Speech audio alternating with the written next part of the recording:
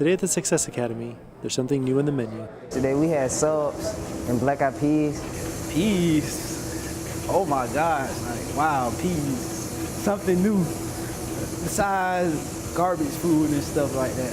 This year, I think almost all the teachers have committed to the idea that we're going to do a garden to cafeteria this year. And this was our first try, was black-eyed peas. Is that the first time you've ever eaten anything that you grew yourself? Yes, sir. The first time, actually, it tastes good.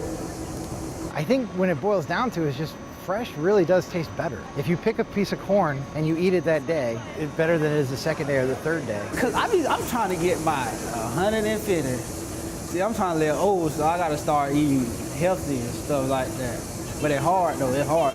It's not just about healthier lunches. What is the nitrogen cycle? The new Garden to Cafeteria program is teaching students about STEM. The nitrogen cycle. Our students, for the most part, haven't been successful at a regular school. And so this is kind of the last chance to really try and fix some mistakes. A lot of them, not all, but a lot of them are behind by 1 to 2 years. And to catch up, you got to spend a lot of time work. You have to do a lot of writing work, a lot of assignments, a lot of time behind a computer, a lot of time in class, seated, just working. One of the weaknesses that the teachers felt that the program had was we weren't getting the kids out enough. But one of the challenges we had is we can't waste minutes. Students have to be learning all the time. So we had to do something that included them getting their hands out and dirty and working. They do get their hands dirty, but part of the garden doesn't use soil at all. It's powered by fish poop.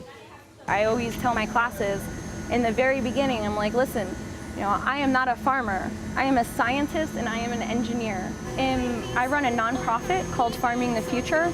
And essentially what we do is we build demonstrative aquaponics systems in schools all over Leon County. And we use that as a tool to teach STEM.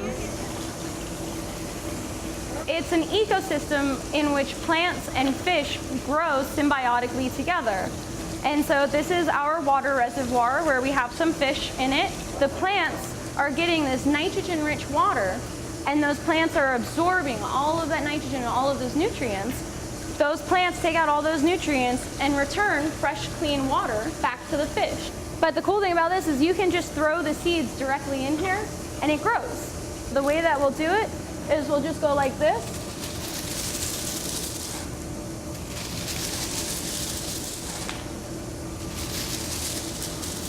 And so you make this little, just like if you were gonna plant in the dirt, and you just drop your seeds right in here, and you cover them up.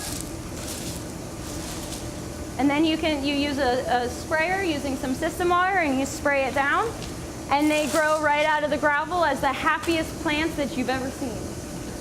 The primary goal is scientific education, but Mr. Willett sees additional educational benefits. Okay. The goal is that the kids are going to be running the whole thing.